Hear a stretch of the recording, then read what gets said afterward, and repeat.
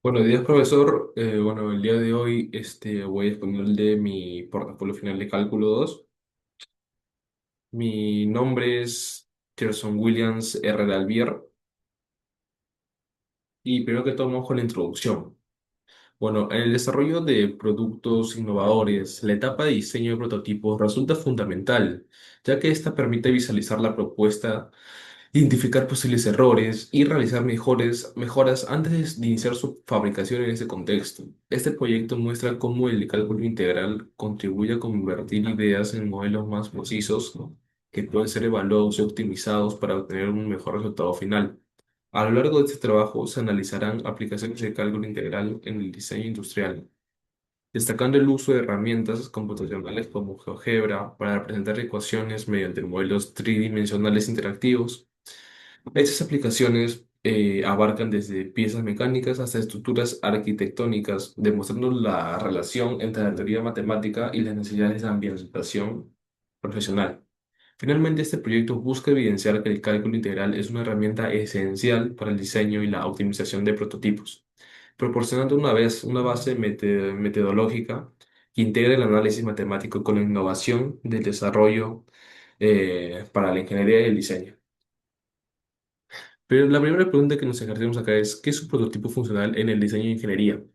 Un prototipo funcional es un modelo inicial de un producto que busca representar las funciones principales de versión definitiva, su finalidad de comprobar su desempeño, analizar su comportamiento mecánico, eléctrico o estructural y verificar que el diseño cumple con los requisitos establecidos, además que permite evaluar materiales, mecanismos, procesos y sistemas antes de iniciar una fabricación final.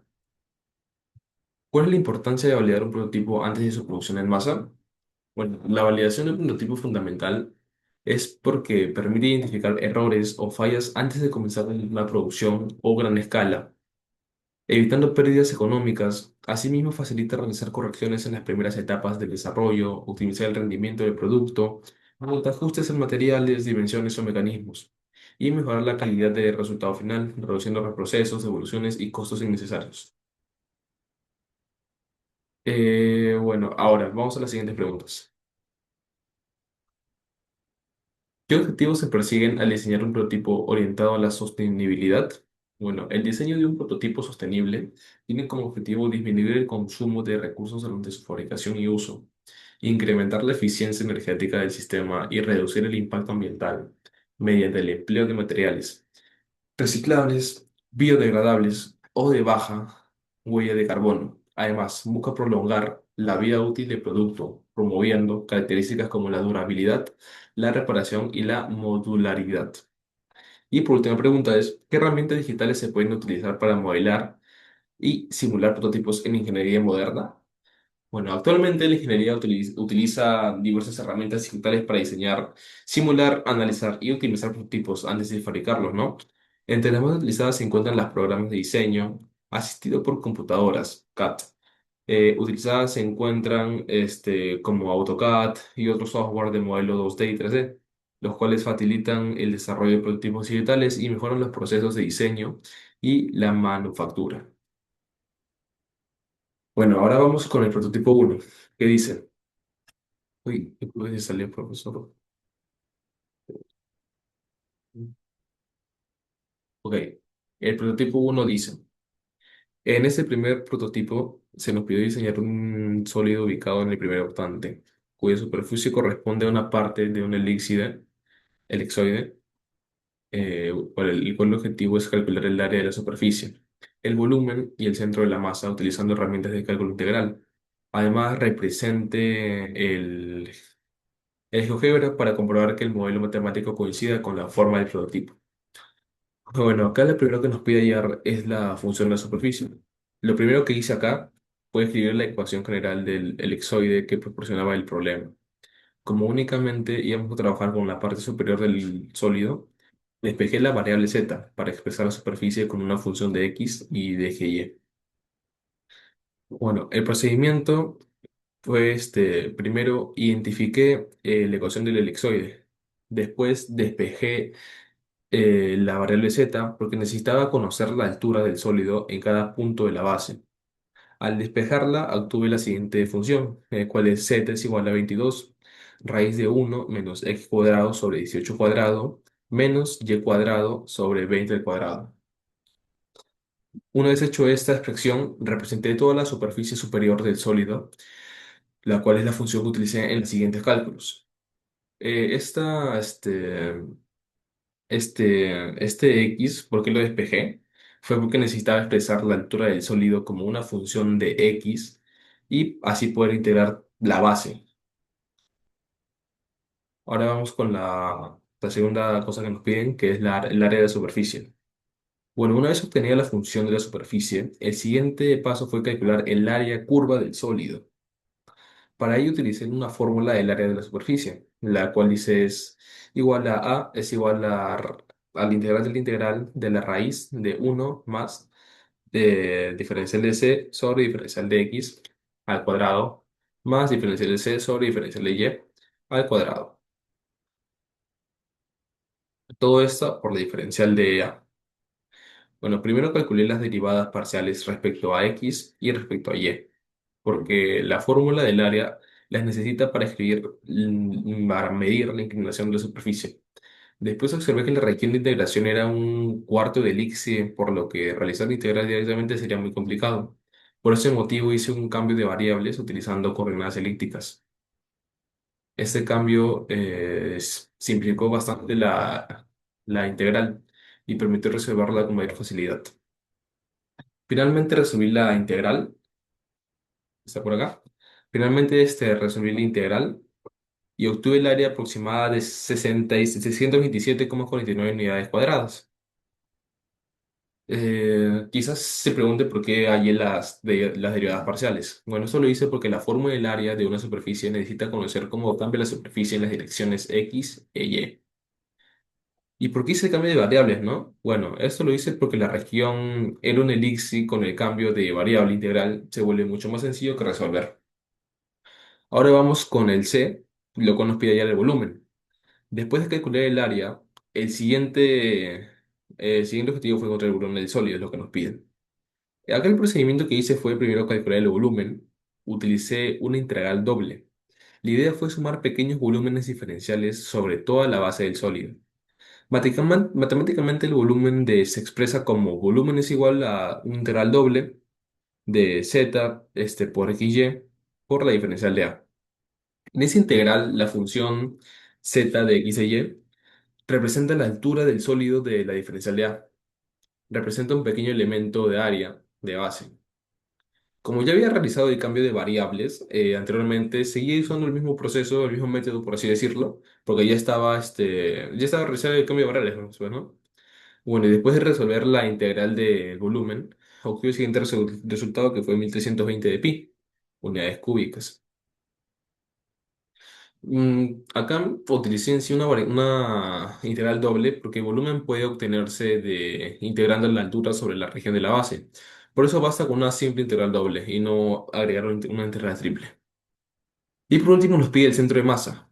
Bueno, finalmente aquí el problema pedía calcular el centro de la masa del sólido considerando que el material no tenía una densidad constante. El problema que indicaba era que la densidad era P es igual a K, a paréntesis, X cuadrado más Y cuadrado. Como acá la densidad depende de la posición, primero tuve que calcular la masa mediante una integral triple. Después calculé los momentos respecto a los ejes X, Y y Z, utilizando también integrales triples. Finalmente dividí cada momento entre la masa para obtener la coordenada del centro de masa. Ese procedimiento permitió determinar el punto donde se concentra el equilibrio sólido. Y bueno, acá pueden apreciar que está el gráfico. El gráfico de Hover en sí lo que nos permitió fue comprobar que la ecuación realmente generaba el sólido esperado, ¿no? Porque además facilitó también visualizar las formas tridimensionales del elipsoide, verificar que los límites de integración eran correctos y confirmar que los resultados obtenidos tenían un sentido desde el punto de vista geométrico. O sea, todo era conforme respecto al gráfico. Ahora vamos con el prototipo 2. El prototipo 2 en sí yo lo trabajé con una región limitada por una parábola. El objetivo fue calcular el área de la región y posteriormente encontrar su centroide. Para ello utilicé integrales definidas y finalmente representé la región GeoGebra para comprobar visualmente los resultados obtenidos. Bueno, acá lo primero que hice fue la función de la región, lo cual me dio x, y es igual a 0 es menor o igual que x y x es menor o igual a a. Y por otro lado, 0 es menor o igual a y es menor o igual a cuadrado menos x cuadrado.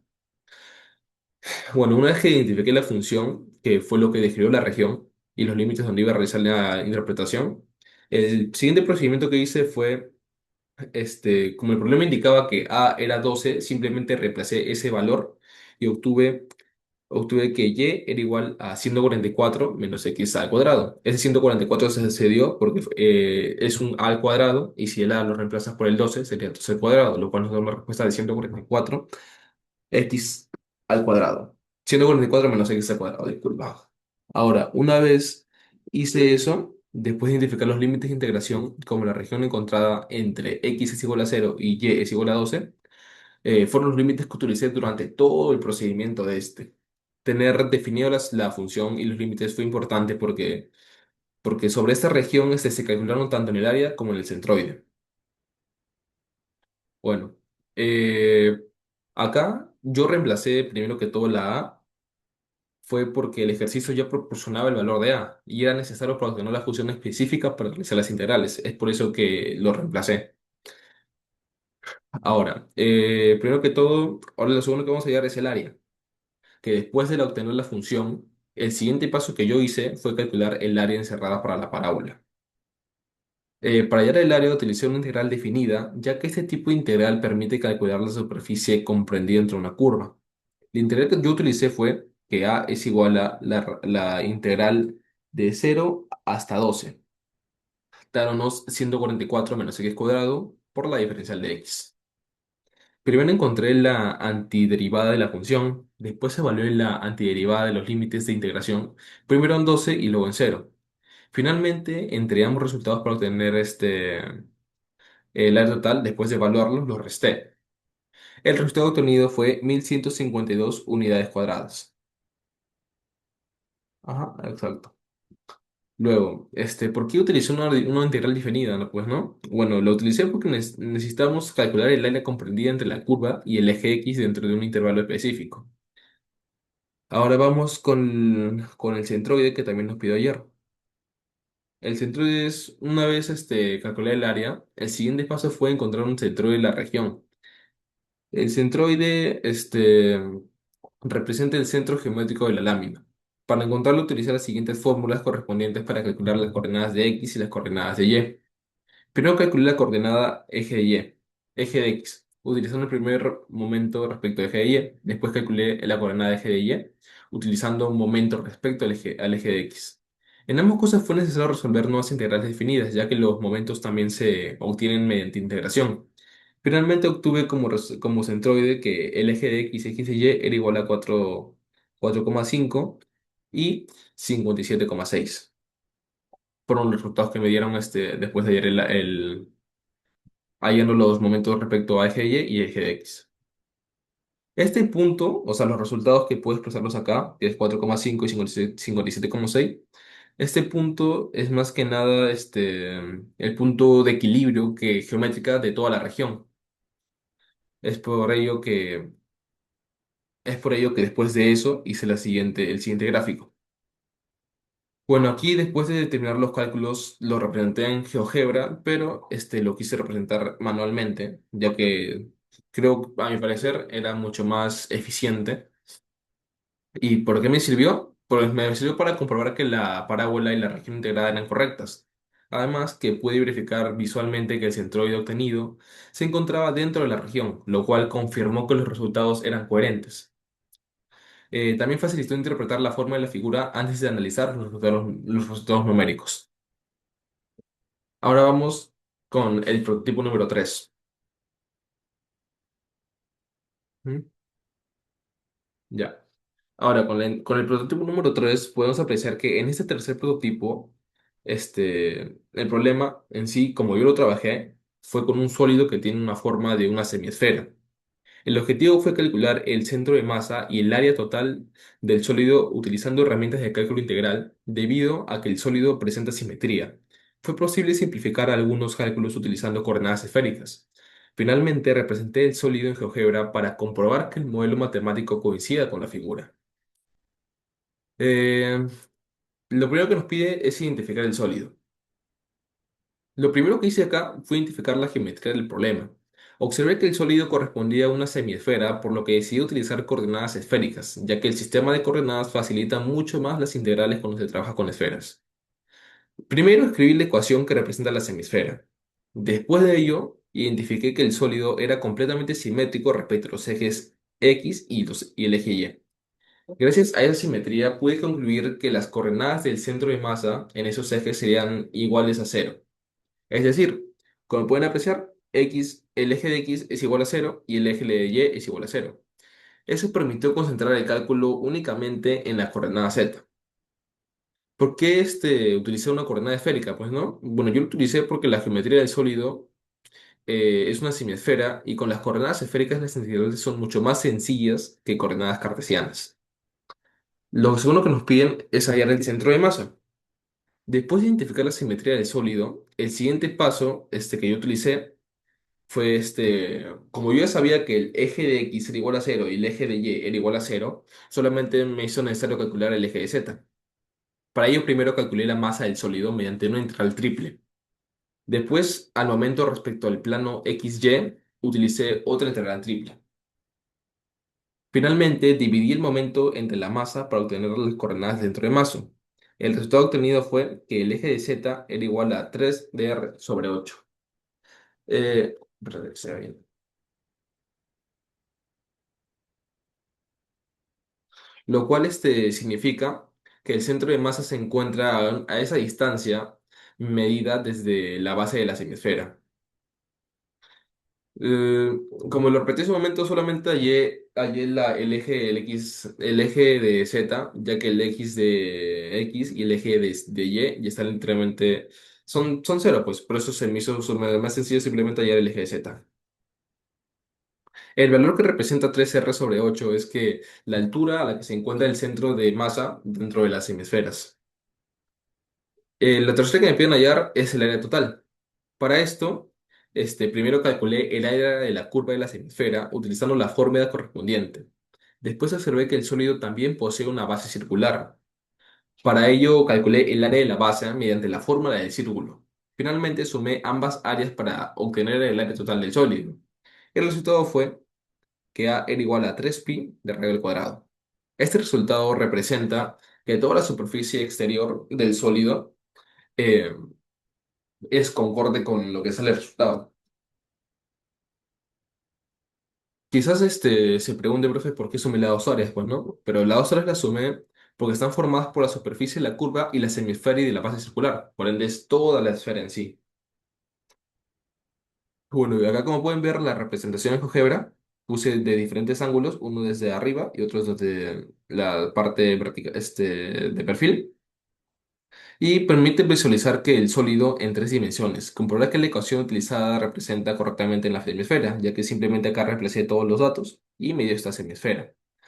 Me permitió observar mejor la posición del centro de masa y verificar que los resultados obtenidos eran coherentes con la geometría del sólido obtenido. Así comprobé que estaba bien hecho. Ahora vamos al prototipo 4, en el cual en este cuarto prototipo trabajé con una región limitada por dos funciones, una función logarítmica y una función seno. El objetivo de esta fue calcular el área, el perímetro y la masa de la región utilizando diferentes aplicaciones de las integrales. Finalmente, representé la región en GeoGebra y así comprobé los resultados obtenidos coincidían con el modelo matemático. Primero que hice fue la identificación de las funciones. Lo primero fue el primer procedimiento que yo pude hacer fue establecer las funciones dadas, las cuales eran y es igual a LDN, paréntesis x más uno y y es igual al seno de pi de x sobre 6. Observé el comportamiento de ambas funciones para identificar cuál se encontraba por encima de la otra. Después determiné el intervalo donde ambas encerraban una región. Este paso fue muy importante porque me permitió establecer correctamente los límites de integración que utilizaría en todos los cálculos posteriormente, ya que de este dependían todos los demás. Y bueno, la función que yo determiné, saber cuál es la función que está arriba, me fue muy importante porque al calcular un área entre dos curvas, siempre se integra la función superior menos la inferior. Si se hace al revés, el resultado sería negativo. Ahora, lo segundo fue el área.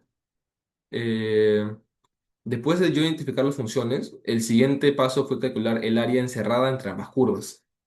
Para calcular el área utilicé una integral definida, ya que necesitábamos conocer la superficie comprendida entre dos funciones. La integral que yo utilicé fue que el área es igual desde la integral del 0 hasta el 3, abriendo corchete de ln, paréntesis x más 1, menos seno por pi de x sobre 6. Todo esto cerrando corchete por la diferencial de x. Después encontré la derivada de cada función separada. Luego de eso, evalué ambos límites de integración y finalmente realicé correspondientemente, obtuve el área encerrada entre las dos curvas. La razón por la que yo utilicé una integral definida fue porque el objetivo era calcular el área entre dos funciones dentro de un intervalo determinado. Y la resté fue porque el área de las dos curvas siempre se obtiene restando la función que está abajo de la que está arriba. Después en la C nos piden hallar el perímetro. Una vez que yo obtuve el área, el siguiente paso fue calcular el perímetro de la región. Para hallar el perímetro de la región no solo bastó con sumar segmentos rectos, sino también que primero calculé la longitud de la curva logarítmica utilizando la función de la longitud del arco. Después calculé la longitud de la curva seno utilizando el mismo procedimiento. Y finalmente sumé esas dos longitudes y agregué los segmentos verticales que cierran la región. De esa manera obtuve el perímetro. ¿Por qué acá no utilicé una integral normal? Fue porque el perímetro nada más requiere calcular una longitud de curvas y para eso se utilizan fórmulas de longitud del arco. Y por último nos pide hallar la masa. Como el problema proporcionaba una función de densidad, ya no era necesario, por decirlo así, o no era suficiente calcular únicamente el área, sino que después para hallar el masa, lo primero que escribí fue la función de densidad indicada. Después multipliqué esa densidad por el elemento diferencial del área, como pueden apreciarlo por acá. Luego planteé una integral doble, como lo pueden apreciar acá. Y después yo hice esa integral doble ya que la densidad dependía de toda la región. Y finalmente resolví la integral y obtuve la masa total de la lámina, que como lo pueden apreciar es 0,53096. Y acá pueden apreciar que está el gráfico en GeoGebra, ¿no? Listo. Lo cual acá este gráfico en GeoGebra permitió visualizar claramente dónde se intersectan, como pueden notar acá, dónde se intersectan ambas funciones y cuál era la región encerrada. También ayudó a comprobar que los límites de intersección eran correctos y que la función superior e inferior estaban bien identificadas. Como pueden apreciar acá, la región corresponde al espacio comprendido entre ambas curvas, desde x0 hasta x3. Esa es la parte sombreada que representa la placa metálica. Ahora, por último, vamos con el prototipo 5. Disculpa. Ahora, por último, vamos con el prototipo 5. Ok. Acá nos dice que el quinto prototipo debe tener la forma de un sólido limitado superiormente por el hemisferio z es igual a menos x cuadrado menos más y cuadrado sobre a, e inferiormente por la región R, la cual es x cuadrado más y cuadrado es menor o igual a b cuadrado, donde k donde 9 es menor a b y b es menor a a. Elegir un valor adecuado para a y para b y responder a las siguientes preguntas, que dice calcular el volumen del sólido propuesto, calcular el área del sólido propuesto y por último graficar. Acá en este quinto yo trabajé con un sólido limitado por un hemisferio en una base circular. El objetivo, como lo dije, fue calcular el volumen, el área total, utilizando integrales en coordenadas polares. Lo primero que hice acá fue analizar la forma del sólido y observar que la base era una circunferencia y la parte superior correspondía a un hemisferio. Lo primero que identifiqué en la ecuación del hemisferio después, fue que observé que la región de integración era completamente circular. Debido a esa forma, decidí trabajar con coordenadas polares, ya que ese sistema significa que este programa de coordenadas polares simplifica mucho cómo vayas a hacer las integrales cuando la región tenga una simetría circular. En coordenadas polares, cada punto de la base se representa mediante un radio y un ángulo que lo hace más sencillo plantear de los puntos de límites de integración, como se puede estar apreciando acá. Listo. Ahora, nos pide ahora hallar el volumen. Después de yo haber identificado la geometría del sólido, lo que hice fue escribir la ecuación que representa la altura del sólido, como la pueden apreciar acá, que es 2pi sobre 3, ahora paréntesis 2 al cubo, menos 2 al cuadrado, menos 10 al cuadrado, todo esto elevado a la 3 al medio. Después, donde z representa la altura y r la distancia entre el centro de la masa, centro de la base. Después planteé una integral doble, que lo pueden apreciar por acá, una integral doble en coordenadas polares, porque el volumen se obtiene sumando todas las pequeñas alturas sobre la región circular. También establecí correctamente los límites para el radio y para el ángulo. Luego, resolví la integral paso a paso para obtener el volumen del sólido. Finalmente, obtuve un resultado aproximado de 3007,84 unidades cúbicas, como se puede apreciar, como se puede apreciar por acá. Listo. Lo que representa esta ecuación es el área del hemisferio, la altura del hemisferio en cualquier punto de la base. Utilicé una integral doble porque la altura, porque, porque el volumen se obtiene integrando la altura sobre toda la superficie de la base. Ahora vamos por el área total. Una vez obtenido el volumen, el siguiente paso fue sacar el área total de toda la figura. Primero calculé el área de la curva del hemisferio, luego observé que el sólido también tenía una base circular. Luego calculé el área de la base, que pueden ver, empieza desde acá. Finalmente sumé ambas áreas para obtener el área total del sólido, y el resultado aproximadamente fue 718,80 unidades cuadradas. Después, como pueden apreciar acá, el área total fue igual a 2pi de a, abro corchete, a menos la raíz de a cuadrado menos b cuadrado, cierro corchete, más pi b cuadrado. Después de eso simplemente seguí reemplazando con el área de la curva, que fue 2pi de a, paréntesis a menos la raíz de a cuadrado menos b cuadrado. Damos un resultado de exactamente de pi b cuadrado, 718,8027 por el cuadrado, y simplemente quedó graficarlo.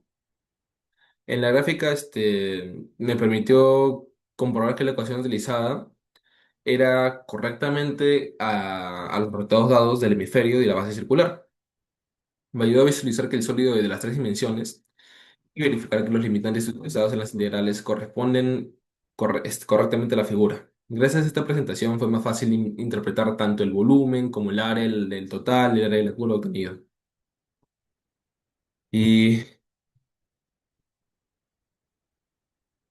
y bueno, una vez habiendo acabado con los 5 prototipos, las conclusiones que yo puedo tener en cómo crees que me ayuda e impacta lo visto en el curso de mi vida laboral, en mi futura vida laboral, será que yo creo en sí que lo aprendido en Cálculo 2 será muy útil para mi vida laboral porque me ha ayudado a desarrollar una mejor forma de analizar y resolver problemas. Aunque algunos temas fueron desafiantes, entendí que las integrales y sus aplicaciones tienen un uso práctico en la ingeniería y en muchas situaciones donde es necesario calcular, optimizar o tomar decisiones con mayor precisión. Además, este curso me permitió fortalecer mi razonamiento lógico y la capacidad de enfrentar problemas de manera ordenada. Estoy seguro que estas habilidades me servirán en mi futuro profesional, ya que podré analizar diferentes situaciones con mayor confianza y encontrar soluciones más eficientes. El desarrollo de productos innovadores en la etapa de diseño de prototipos resulta fundamental, ya que permite visualizar la propuesta, identificar posibles errores y verificar mejoras antes de iniciar su fabricación. En ese contexto, este proyecto muestra cómo el cálculo integral contribuye a convertir ideas en modelos más precisos, que pueden ser evaluados y optimizados para obtener un mejor resultado final. A lo largo de este trabajo se analizarán aplicaciones de cálculo integral en el diseño industrial, destacando el uso de herramientas computacionales como GeoGebra para representar ecuaciones mediante modelos tridimensionales interactivos. Estas aplicaciones abarcan desde piezas mecánicas hasta estructuras arquitectónicas, demostrando la relación entre la teoría matemática y las necesidades del ámbito profesional. Finalmente, este proyecto busca evidenciar que el cálculo integral es una herramienta esencial para el diseño y la optimización y la optimización de recursos, ¿no? Por decirlo así, de recursos, de los ejercicios, de los procesos industriales, tanto como para mi carrera, proporcionando una base metodológico que integra que el análisis matemático con la innovación en el desarrollo de innovaciones, de procesos para la ingeniería y el diseño. Y bueno. Si puede ser acá, profesor, acá se ve que es un mensaje. Pasa que esto lo cambié de Word, o sea, el del archivo que yo subía a la plataforma, y hice de Canvas. Y simplemente no me dejaba sacarlo y no sé por qué se copió así. Simplemente no me dejaba, pero lo aclaro por si acaso. Y bueno, eso es todo por todo el portafolio final, las conclusiones y los 5 prototipos, junto con las preguntas de introducción. Y eso, muchas gracias, profesor, por sus enseñanzas de este ciclo. Nada, pues paso como un kinder, profe. Gracias.